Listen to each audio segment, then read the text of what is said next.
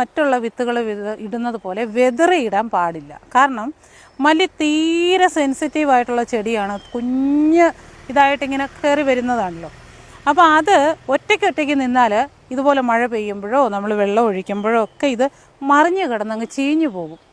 അതേസമയം ഇതുപോലെ കൂട്ടമായിട്ട് നടുകയാണെങ്കിൽ, അതായത് ഒരു 10, 25, 30 വിത്തുകൾ ഒന്നിച്ച് കയ്യിലെടുത്തിട്ട് ഒന്നിച്ച് മണ്ണിലേക്ക് ഒന്നിച്ച് കൂട്ടമായിട്ട് ഇട്ട് കൊടുത്ത് ചെറുതായിട്ടൊന്ന് കൈകൊണ്ടൊന്ന് അമക്കിയിട്ട് കുറച്ച് മണ്ണെടുത്തിട്ട് കൊടുത്താൽ മതി. ഇതിന് പ്രത്യേകിച്ച് മല്ലിക്ക് പ്രത്യേകിച്ച് ഒരു കീടനാശിനിയുടെ ആവശ്യമില്ല. ഒരു കീടങ്ങളും ഇതിനെ ആക്രമിക്കത്തില്ല. ഒരു ഒരു വളവും ഇല്ലേലും ഇവിടെ ഇങ്ങനെ നിന്ന് അവരങ്ങ് കായ്ച്ചോളും.